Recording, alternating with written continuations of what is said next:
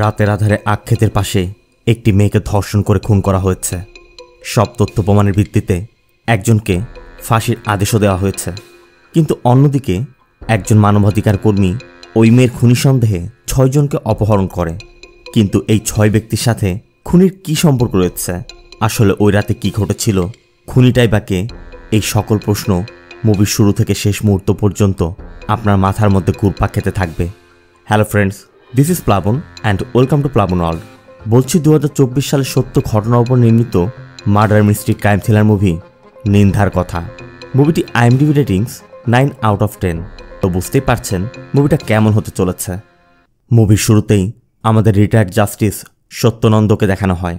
সত্যনন্দ তার ছেলেকে বলছে, আমার জীবনে আমি অনেক রায় দিয়েছি, আমাকে সবাই ন্যায়পালক বলে ডাকে, কিন্তু আমি যখন এটা নিয়ে ভাবি এমন কিছু বিষয় আছে যা আদালতও জানতে পারে না, আর ওইটাই আইন। আমি প্রথম যখন যোগদান করি আমার গুরু আমাকে একটি কথা বলেছিল, রিটায়ার হওয়া পর্যন্ত আমি তা বুঝতে পারিনি। এই পেশায় তুমি সব কিছু সঠিক করতে পারবে না, কিছু জিনিস তোমাকে ছেড়ে দিতে হবে। অনেক বছর পর আমার কাছে এমন একটি কেস আসে, বালারাজুর কেস। পুরো মুভিটিই মূলত এই বালারাজুর কেসকে ঘিরেই। এখান থেকে সিন চলে যায় জঙ্গলের মাঝের একটি বাংলোতে। এখানে কয়েকজন ব্যক্তিকে অপহরণ করে এনে বেঁধে রাখা হচ্ছে। আনার পর তারা বুঝতে পারছে তারা কেউ একা নয়, মোট ৬ জনকে এখানে আনা হয়েছে। এদের মধ্যে এই ব্যক্তির নাম চান্তি। চান্তি একজন সাধারণ ব্যক্তি। এ হচ্ছে কৃষ্ণকান্ত, পেশায় লয়ার। এই ব্যক্তির নাম আমান, আর ইনি হচ্ছেন লক্ষ্মীপতি। এই ব্যক্তির নাম হচ্ছে চন্দ্রশেখর। চন্দ্রশেখর পেশায় একজন সরকারি হসপিটালের সার্জন। আর এই টাকমাথা ব্যক্তিকে দেখছেন, সে পুলিশের সাব ইন্সপেক্টর প্রকাশ। তার মানে এখানে বিভিন্ন শ্রেণী পেশার লোকদেরকে আনা হচ্ছে। এই ৬ জনই নিজেদের মধ্যে কথা বলছিল। এর মধ্যে চান্তি আর লক্ষ্মীপতি একই এলাকার, তবে তারা কেউই বুঝতে পারছে না তাদেরকে কেন এখানে আনা হচ্ছে। তারা নিজেদের মধ্যে কথা বলে একে অন্যের প্রফেশনও জেনে নেয়। এরপর কৃষ্ণকান্ত বলছিল পুলিশ, ডক্টর, লয়ার, সরকারি চাকরিজীবী, আবার একই গ্রামের 2 জন এসবের সাথে কিছু একটা জড়িত আছে, তবে তারা এখনও বুঝতে পারছে না সেটা কি। এর মধ্যে আমান কৌশলে চেয়ার নিয়ে লক্ষ্মীপতির চেয়ারের কাছে গিয়ে দাঁত দিয়ে লক্ষ্মীপতির হাতের বাঁধন খোলার চেষ্টা করছিল। আর তখনই মুখোশ পরিহিত 2 জন লোক এসে তাদেরকে গান পয়েন্ট করে। এরপর 2 জনকে দুদিকে সরিয়ে দরজা বন্ধ করে চলে যায়। এরপর তারাও খেয়াল করে তাদেরকে যে রুমে রাখা হচ্ছে তার চারিদিকে সিসি ক্যামেরা লাগানো, তার মানে তাদের সকল কর্মকাণ্ড এবং তাদের মুভমেন্ট মনিটর করা হচ্ছে। এর মধ্যে লক্ষ্মীপতির প্রচণ্ড চাপ এসেছে। এটা দেখে বারবার সে ডাকাডাকি করছিল। এজন্য একজন এসে লক্ষ্মীপতিকে ওয়াশরুমে নিয়ে যায়। লক্ষ্মীপতি ওয়াশরুম থেকে ফেরার পথে লোকটি তাকে হাত ধুতে বলে। লক্ষ্মীপতি জানতে চায় হ্যান্ড ওয়াশ কোনটায় আছে। তখন মাস্কম্যান বলে সবুজটায়, কারণ এখানে 2টি বোতল ছিল। লক্ষ্মীপতিও ভালোভাবে হাত ধুয়ে আবার ফিরে আসে। এরপর 6 জনকেই অন্য একটা রুমে নিয়ে যাওয়া হয়। এই যে মেয়েটিকে দেখছেন, মেয়েটির নাম জাহ্নবী। জাহ্নবী সবার জন্য খাবার নিয়ে এসেছে। মূলত এই 6 জন যে যা খেতে পছন্দ করে সেভাবেই তাদের খাবার নিয়ে আসা হচ্ছে, এবং যার যে মেডিসিন লাগে জাহ্নবী সবাইকে সেগুলো দেয়। তারাও এক প্রকার অবাক হচ্ছে, এই মেয়ে তাদের ব্যাপারে এত সব কীভাবে জানল।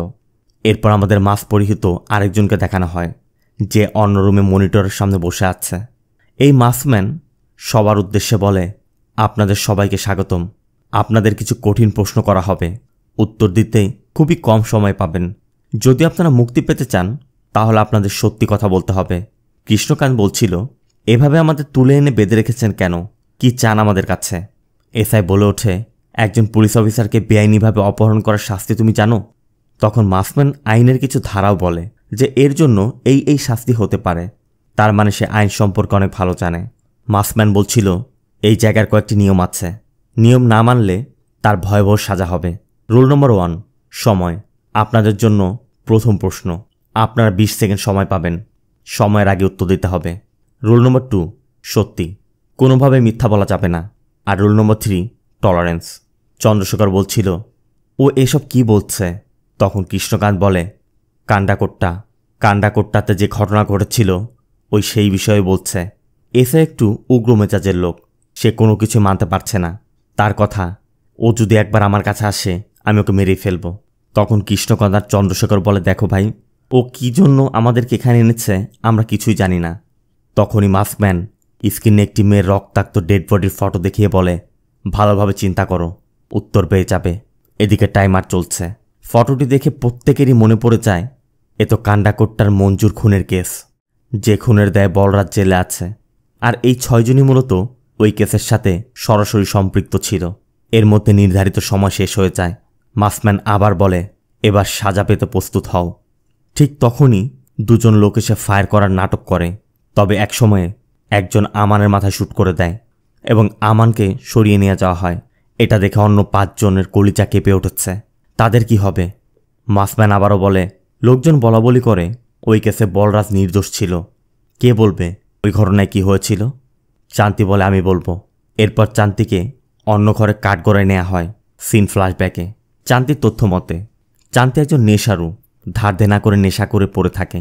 চান্তি প্রতিদিনের মতো দোকানে মদ কিনতে গেলে দোকানি বাকি না দেয়ায় চান্তি আবার ফিরে আসে এবং শুয়ে পড়ে। তবে রাত 3টার দিকে চান্তির প্রকৃতির ডাকে সাড়া দিতে মাঠের দিকে যাচ্ছিল। তখনই সে মঞ্জু নামে একটি মেয়ের রক্তাক্ত ডেড বডি দেখতে পায়। চান্তি বলে, আমি দেখা মাত্রই পুলিশকে কল করেছিলাম। মাসম্যান জানতে চায়, তুমি কি দেখেছিলে কে খুন করেছিল? চান্তি বলে, না স্যার। মাসম্যান বলে, তাহলে তুমি কোর্টে কেন বলেছ? চান্তি বলে, না স্যার, আমি কোর্টে এমনটা বলিনি। মাসম্যান আবার জানতে চায়, তুমি বলরাজকে সেখানে দেখেছ? চান্তি জানায়, না স্যার, আমি এমনটা দেখিও নি, কোর্টে বলিও নি, আমি কসম করে বলছি। এরপর কৃষ্ণকান্তকে ডাকা হয়, কারণ মঞ্জুর পক্ষে কৃষ্ণকান্ত ওই কেসটি লড়েছিল। কৃষ্ণকান্তের মতে বলরাজের মৃত্যুদণ্ডই ঠিক আছে। এরপর লক্ষ্মীপতিকে ডাকলে লক্ষ্মীপতি বলে, ওই দিন আমি মন্দিরে যাচ্ছিলাম, পথে আমি দেখলাম বলরাজ মঞ্জুকে বলছিল, তুমি আমার কথা শুনছো না কেন? মঞ্জু বারবার শুধু নিষেধ করে যাচ্ছিল। এসআই প্রকাশ জানায় যে বলরাজ একটা গুন্ডা ছিল, ও মঞ্জুকে ধর্ষণ করে খুন করেছে। তদন্ত রিপোর্টও তাই বলছে। কৃষ্ণকান্ত বলে, মার্ডার ওয়েপনে বলরাজের ফিঙ্গারপ্রিন্ট ছিল। এরপর মঞ্জুর দেহে বলরাজের সিমেনও পাওয়া গেছে। চন্দ্রশেখরও বলে, মঞ্জুর postmortem report, semen report, body mark সব কিছু আমি করেছিলাম। এরপর মাসম্যান লক্ষ্মীপতিকে ডেকে আবারও জানতে চায়, তুমি তো শুধু মঞ্জুর চেহারা দেখোনি, তুমি কিভাবে বুঝতে পারলে যে ওই দিন মঞ্জুই ছিল? লক্ষ্মীপতি বলে, স্যার, আমি আগে যেদিন ওকে দেখেছিলাম ওই দিনও একই পোশাকে দেখেছিলাম, একই রঙের পোশাক পরা ছিল। মাসম্যান জানতে চায় কোন কালারের? লক্ষ্মীপতি বলে, স্যার, কালো। অবশ্য আমরা দেখতে পাই সেদিন মঞ্জু বেগুনি রঙের কাপড় পরেছিল। মানে লক্ষ্মীপতির ধারণা করে বলছে। মূলত এই সব কিছু জানার পর মঞ্জুর খুনের পরদিনই এসআই প্রকাশ বলরাজকে তার বাড়ি থেকে অ্যারেস্ট করেছিল। তখন বলরাজের সাথে তার স্ত্রী, ছেলে আর তার মেয়ে সুধাও ছিল। মাসম্যান এসআইয়ের কাছে জানতে চায় যে সারপাঞ্চ সুধাকরের সাথে আপনার কি সম্পর্ক? এসআই সোজা বলে দেয় যে একজন পলিটিশিয়ান আর একজন পুলিশ অফিসারের মধ্যে যেমন থাকে। মাসম্যান তখন চন্দ্রশেখরের কাছে জানতে চায়, আপনি কি বলতে পারবেন আপনি সম্পূর্ণ ইমানদারির সাথে এই কাজগুলো করেছেন? চন্দ্রশেখর বলে, আমি মানছি আমি ভালো মানুষ নই, কিন্তু আমি কোনো ভুল করিনি। এদিকে একজন মাসুম মেয়েকে ন্যায় পাইয়ে দিতে কৃষ্ণকান্ত যে পরিশ্রম করেছে সেজন্য মাসম্যান তাকে ধন্যবাদও জানায়। এখানে যারা রয়েছে সবারই একই কথা, বলরাজ খুনি, বলরাজ পাপী, তাকে কেন বাঁচানোর চেষ্টা করছেন? এই 5 জনের জবানবন্দি নেওয়া হলে সেখানে দিবাকর নামে আরেকজনকে আনা হয়। দিবাকর পেশায় পুলিশের কনস্টেবল, তবে ওই ঘটনার পর থেকে এই পর্যন্ত সে গ্রামের বাইরে পালিয়েছিল। এর মধ্যে এসআই প্রকাশের বুকে ব্যথা শুরু হয়। এই জন্য জানবি এসে এসআইকে একটি ট্যাবলেটও খাইয়ে দেয়। এরপর এসআই সুস্থ হয়। এই এসআই প্রকাশ বলরাজকে ওই খুনের কেসে অ্যারেস্ট করার আগেও একবার অ্যারেস্ট করেছিল। তবে সেটা কী কারণে এটা জানতে মাসম্যান তৎকালীন থানার কনস্টেবল দিবাকরকে ডাকে। দিবাকর আবার সম্পর্কে বলরাজেরই ভাগিনা। সিন চলে যায় পাস্টে। একদিন মঞ্জু আর সুধা কলেজ থেকে ফিরছিল। বলরাজও সাইকেল নিয়ে পিছে পিছে হাঁটছে। হঠাৎ সুধা মঞ্জুকে বলছিল, এত সেজেগুজে এসেছিস কেন? কারোর সাথে দেখা করতে যাবি? মঞ্জু বলে, এই সময় না রে, আমি বাড়িতে যাচ্ছি। মঞ্জু চলে যেতেই সুধা বলরাজকে ডেকে বলে, বাবা, তুমি আমাকে এতটা অবিশ্বাস করো যে আমার পিছে পিছে আসছো? বলরাজ বলে, তুই বুঝবি না এগুলো। সুধা বলে, তা না হয় বুঝলাম না, এবার বাড়ি চলো। কিন্তু বলরাজ বলে, তুই যা, আমার আসতে একটু দেরি হবে। সুধা বলে, ও তার মানে দিবাকর বোতল নিয়ে আসছে, তাই তো? এরপর সুধা চলে যায় আর দিবাকর চলে আসে। এরপর দুজন মিলে একটি নির্জন জায়গায় বসে ড্রিঙ্ক শুরু করে।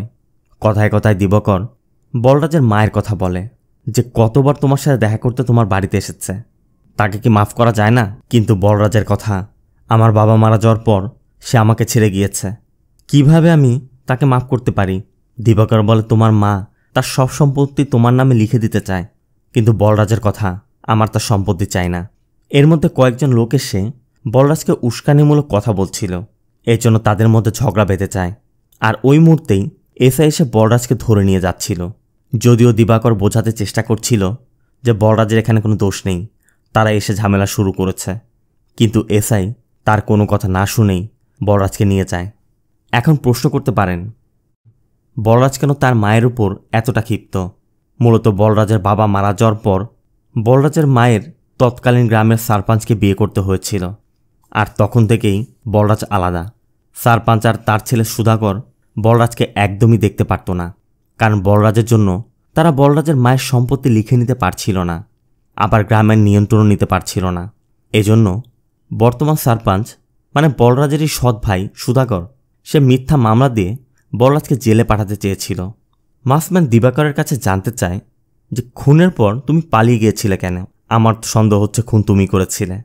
দিবাকর বলে, স্যার, ওরা বলেছিল আমি যদি কেসের তদন্ত করি তারা আমার পরিবারকে, এমনকি বলরাজ মামার পরিবারকেও মেরে ফেলবে, এজন্য বাধ্য হয়ে আমি পালিয়ে যাই। দিবাকরের কথা শুনে মাসম্যান বলছিল, তোমার কথা শুনে সত্যি মনে হচ্ছে। দিবাকরও বলছিল, স্যার, বলরাজ না হয় আমার মামা হয়, তার জন্য আমি অনেক কিছু করছি, কিন্তু আপনার সাথে কি সম্পর্ক? আপনি কেন এত কিছু করছেন? এরপরই মাসম্যান তার মাস্ক খুলে ফেলে, আর আমরাও মাস্কের অন্তরালের ব্যক্তিকে দেখতে পাই, যার নাম বিবেক। বিবেক ন্যাশনাল হিউম্যান রাইটস কমিশনের একজন কর্মকর্তা। বিবেক তার বাবার আদর্শে বিশ্বাসী, আর তার কথা, পুলিশ আর জুডিশিয়াল সিস্টেম যেখানে ভুল করবে তাদেরকে সঠিক পথে নিয়ে আসার দায়িত্ব মানবাধিকার কমিশনের। এরপর বিবেককে তার জেলার আঙ্কেল কল করে কিছু বলার পরই বিবেক সোজা বাড়িতে চলে যায়। আর এই সেই দৃশ্য যেটা আমরা মুভির প্রথমেই দেখেছিলাম। তার মানে সত্যানন্দ বিবেকের বাবা। বিবেকের মা বেঁচে নেই, বাবাও রিটায়ার করে এখন অনেকটাই অসুস্থ, তবে বাকি জীবনটা সে বিবেকের সাথেই কাটিয়ে দিতে চায়। সিন চলে যায় রাতে, সত্যানন্দ ঘুমাতে যাবে, তখন বিবেক সত্যানন্দর সেলফে বলরাজের কেস ফাইলটি দেখতে পায়। বিবেক তো অবাক, কারণ সত্যানন্দ কখনোই তার প্রফেশনাল কিছু নিজের রুমে আনত না। এই বিষয়ে জানতে চাইলে সত্যানন্দ জানায় এই কেসটি ছিল তার জীবনের শেষ কেস, আর ওই কেসেই সে শেষ রায় শুনিয়েছিল, কিন্তু শেষ রায়ে সে নিজে অসন্তুষ্ট। বিবেক বলে, তুমি এসব নিয়ে একদম চিন্তা করো না তো বাবা, আমি তো আছি, আমি দেখব, তুমি ঘুমিয়ে পড়ো। ছেলের কথায় বাবা ঘুমিয়ে ঠিকই পড়ে, কিন্তু পরদিন আর জাগেনি। সত্যানন্দ ঘুমের মধ্যেই মারা যায়।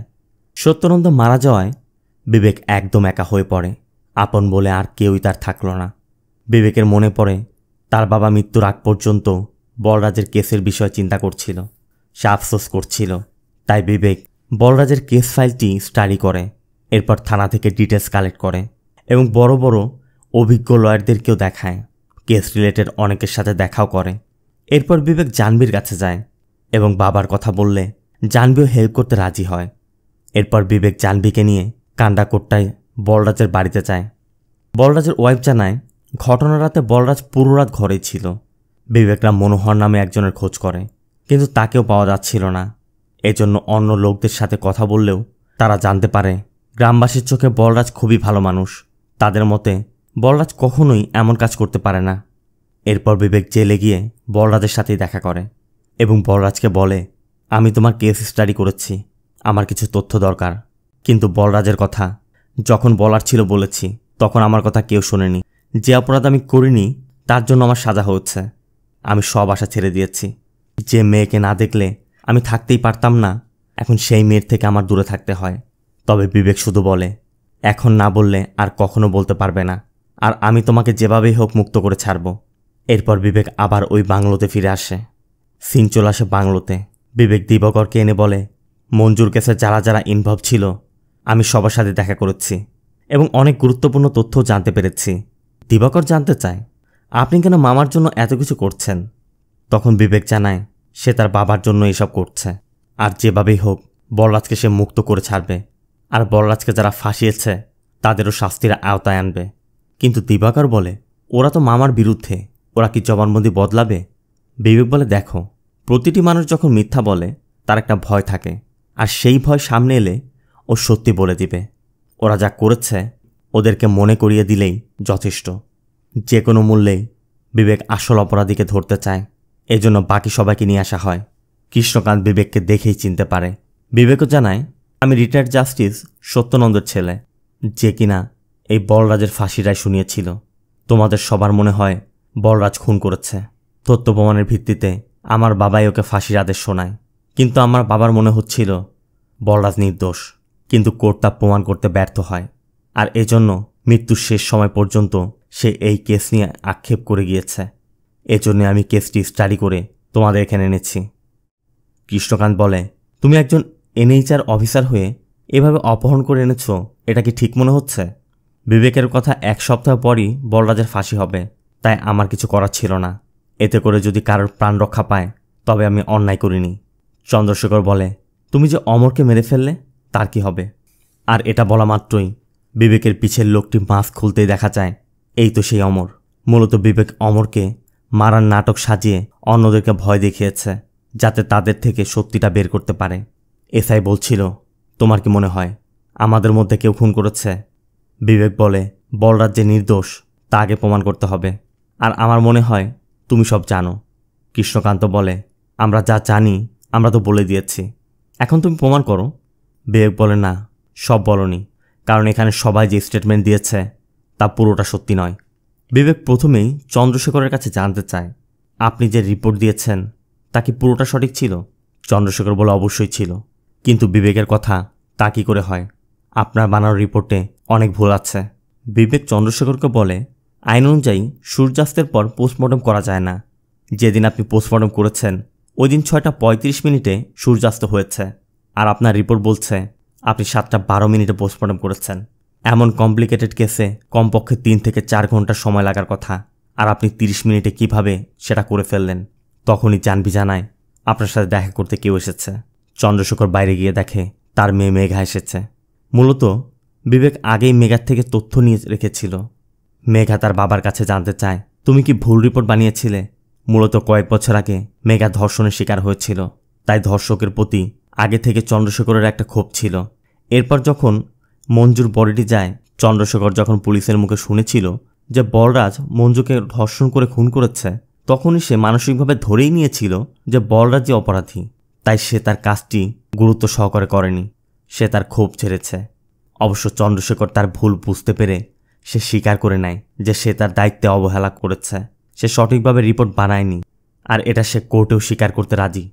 এরপর বিবেক লক্ষ্মীপতির কথা বলে। প্রথমে জানবি কয়েক রঙের কিছু বল নিয়ে আসে এবং লক্ষ্মীপতির কাছে জানতে চায় কোনটা কোন রঙের। লক্ষ্মীপতি প্রতিটিরই ভুল উত্তর দিচ্ছিল, মানে সে কোনো কালারই চিনে না। বিবেক বলে, ও কালার ব্লাইন্ড, ও সাদা কালো ছাড়া কিছুই দেখে না। তখনই লক্ষ্মীপতি বলে, স্যার, এই এসআই মিথ্যা বলছে। বিবেক লক্ষ্মীপতির কাছে জানতে চায়, আসলে তুমি কি দেখেছিলে সেটা বলো। লক্ষ্মীপতি বলে, স্যার, আমি যেদিন সারপাঞ্চ মানে সুধাকরের বাড়ি যাচ্ছিলাম তখন মঞ্জু আর মোহনকে একসাথে দেখে ফেলি। এরপর সারপাঞ্চ আমাকে ডাকে।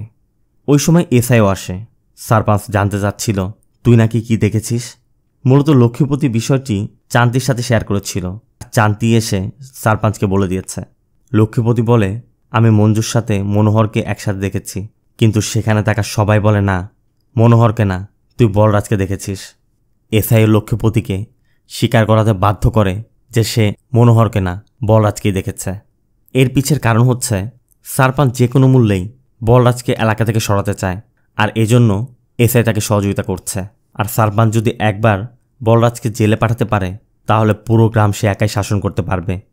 লক্ষ্মীপতির মুখে এসব কথা শুনে বিবেক চান্তিকে বলে, সারপাঞ্চের ছেলে মনোহরকে কল করো এবং ডাকো। কথা মতো চান্তি মনোহরকে কল করে একটি স্থানে আসতে বলে। এদিকে চন্দ্রশেখর বিবেকের কাছে জানতে চায় যে তুমি কিভাবে বুঝতে পারলে যে লক্ষ্মীপতি কালার ব্লাইন্ড। তখন বিবেক বলে, আমরা আপনাদের এখানে আনার পর প্রতিটি বিষয়ের উপর নজর রেখেছি। এখানে দেখানো হয় লক্ষ্মীপতি যখন হাত ধুচ্ছিল তখন মাস্কম্যান বলেছিল সবুজটা হ্যান্ড ওয়াশ রাখা, কিন্তু লক্ষ্মীপতি সবুজটা না নিয়ে লালটা নিয়েছিল। তখনই বিবেকের সন্দেহ হয়, আর এজন্য জাহ্নবীকে দিয়ে ওই বলগুলোর টেস্ট নিয়ে বাকিটা কনফার্ম হয়ে নেয়। এর মধ্যে এসআই বলে ওঠে, এখানে সব বেআইনি কাজ হচ্ছে, আমি চললাম। কিন্তু বিবেকের লোকজন গান দেখিয়ে এসআইকে বসিয়ে দেয়। কৃষ্ণকান্ত বলছিল, যতক্ষণ পর্যন্ত কেস সলভ না হয় কেউ যেতে পারবে না, আর আমি আমার রায় বদলে নিচ্ছি। দিবাকর বলে, স্যার, সব কিছু সারপাঞ্চি করিয়েছে। এসআই তো ওর সাথে হাত মিলিয়ে নিয়েছিল। এসআই মেয়েটিকে মেরে বলরাজের উপর চাপিয়ে দিয়েছে।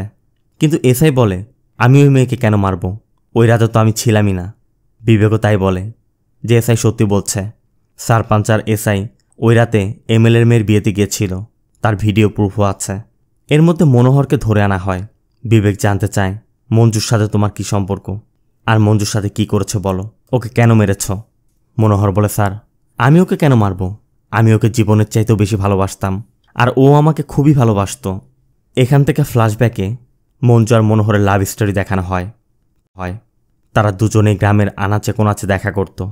মাঝে মধ্যে তো সুধাও আসত। অবশ্য সুধাও তাদের সম্পর্কের বিষয়ে জানত। এর মধ্যে একদিন মনোহর আর মঞ্জু আখক্ষেতের পাশে শুয়েছিল। মনোহর মঞ্জুকে বলছিল, আমার একটি কথা রাখবে, আজ রাতে পূজার পর এখানে আসবে। প্রথমে না করলেও পরে মঞ্জু রাজি হয়, আর তাদের এই কথার মধ্যেই লক্ষ্মীপতি সেদিন তাদেরকে দেখে ফেলেছিল। মনোহর বলে, ওই রাতে আমি আর যেতে পারিনি, কারণ আমার মাকে সাপে কেটেছিল। এজন্য আমি মাকে নিয়ে সারা রাত হসপিটালে কাটিয়ে দিয়েছিলাম। পরদিন সকালেই আমি সব জানতে পারি। বলতে বলতে মনোহর কান্নায় ভেঙে পড়ে। চন্দ্রশেখরও বলে, আমি ওই গ্রামের ডক্টরকে জানি। এই জন্য চন্দ্রশেখর ফোন নিয়ে ওই ডক্টরকে কল করে জানতে পারে মনোহর ঠিক বলছে। আসলে মনোহর সারা রাত হসপিটালেই ছিল। মনোহর বলে, স্যার বলেছিলাম না আমি মঞ্জুকে এখনও খুব ভালোবাসি? কিন্তু চান্তি বলে হচ্ছে, মঞ্জুকে ভালোবাসলে সুধাকে কেন বিয়ে করেছিস? জবাবে মনোহর বলে, সিন ফ্ল্যাশব্যাকে ওই ঘটনার পর থেকে মনোহর বাড়ি ছেড়ে এখানে এসে থাকত। তখন সুধা প্রতিদিনই মনোহরের জন্য খাবার নিয়ে আসত, আর এটা দেখে গ্রামের লোকজন বাজে বাজে মন্তব্য শুরু করে। তারা সুধাকে আজে বাজে কথা বলতে থাকে, এমনকি মনোহরকেও চাপের মধ্যে ফেলেছিল। এসব কথা শুনে সুধা কাঁদতে কাঁদতে চলে যাচ্ছিল। তখন মনোহর গিয়ে সুধাকে আটকায়। সুধা বলছিল, আমারই ভুল, আমাদের এভাবে দেখা করা, এভাবে একসাথে মেলামেশা করা উচিত নয়, আমি আর আসবো না।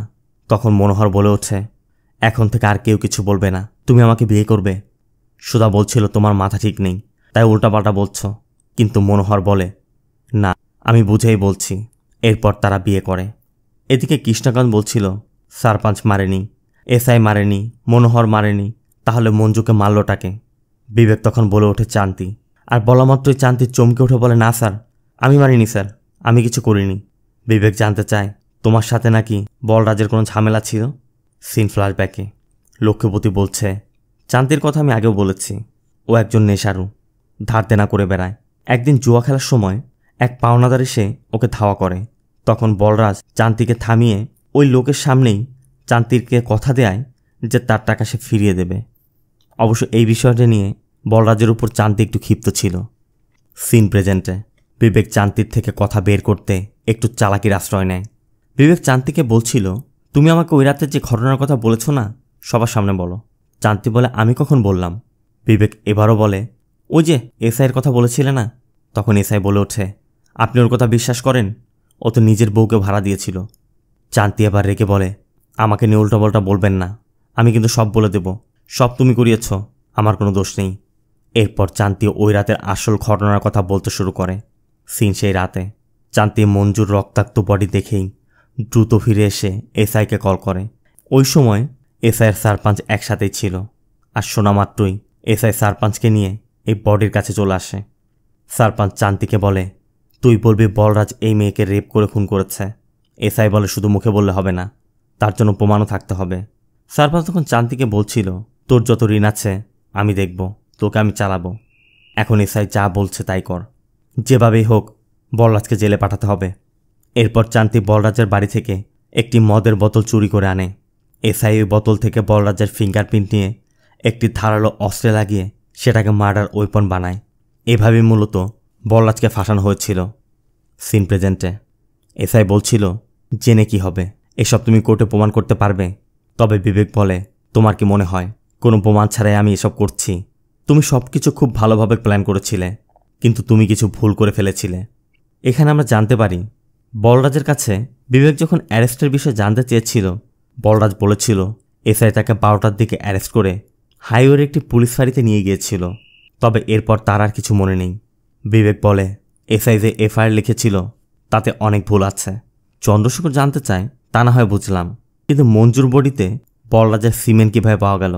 এর ব্যাখ্যা হিসেবে বিবেক বলে, আমি যখন তদন্ত করি আমি জানতে পারি এসআই বলরাজকে বেহুশ করে ডক্টর মূর্তির সাহায্যে বলরাজের শরীর থেকে সিমেন্ট বের করে মঞ্জুর ডেড বডিতে রেখেছিল, আর সেটা পোস্টমর্টমের আগে। আর এসব জানার পরই বিবেক এসআইকে অপহরণ করেছে। এসব শোনার পর কৃষ্ণকান্ত এসআইকে বলছিল, সুধা করে না হয় পার্সোনাল শত্রুতা ছিল, চান্তির টাকার দরকার ছিল, তোমার কি দরকার ছিল? বিবেক সব কিছুর পর সবার উদ্দেশ্যে বলে, এরপরও যদি আপনাদের মনে হয় বলরাজ খুনি না, তাহলে আপনারা আপনাদের স্টেটমেন্ট বদলে নিন। এই বলে বিবেক বেরিয়ে যায়। আর ঠিক তখনই জেল থেকে বলরাজ কল করে। বলরাজ বলছিল, আপনি আমার জন্য অনেক করেছেন, আর কিছু করবেন না। ওই দিন আপনাকে আমি যা বলেছিলাম সব মিথ্যা বলেছিলাম, খুন আমি করেছি। অন্যদিকে চন্দ্রশেখররা সিদ্ধান্ত নেয় তারা বলরাজকে বাঁচাতে তাদের স্টেটমেন্ট বদলে নেওয়ার সিদ্ধান্ত নেয়। এসআইও তার কর্মকাণ্ডের জন্য লজ্জিত, অনুতপ্ত। আবার এদিকে বিবেক পড়েছে এক চিন্তায়, এখন কি করবে। এর মধ্যেই জানবি এসে জানায় সবাই স্টেটমেন্ট বদলাতে রাজি। এই জন্য বিবেক একে একে প্রত্যেকের স্টেটমেন্ট রেকর্ড করে রাখে। এরপর সবাইকে ছেড়ে দেয়। বিবেক তার স্টাফদেরকেও ছেড়ে দেয়। আর সিন চলে যায় এর কয়েকদিন পর। বিবেক জাহ্নবীকে নিয়ে তার বাবার সমাধিস্থলে এসেছে। অন্যদিকে বলরাজকেও দেখা যায় জেল থেকে মুক্তি পেয়েছে। বলরাজ বাড়িতে ফিরে এসেছে। আবার এসআই এবং চান্তি এখন কারাগারে। সারপাঞ্চও অ্যারেস্ট হবে।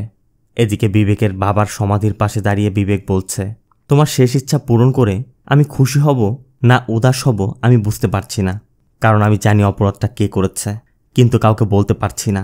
তুমিও যখন রায় দিয়েছ তোমার কাছেও এমন মনে হয়েছে। আমিও নিজেকে এখন অপরাধী ভাবছি, কারণ আসল অপরাধী এখনও ধরা পড়েনি। আমি জানি বলরাজ খুন করেনি, তবে খুনটা কে করল? এখানে আমাদের দেখানো হয় ওই দিন বলরাজ ফোন দিলে বিবেক বলরাজকে বলেছিল, দেখো আমি জানি তুমি খুন করনি, কি লুকাচ্ছ তুমি, সত্যিটা বলো।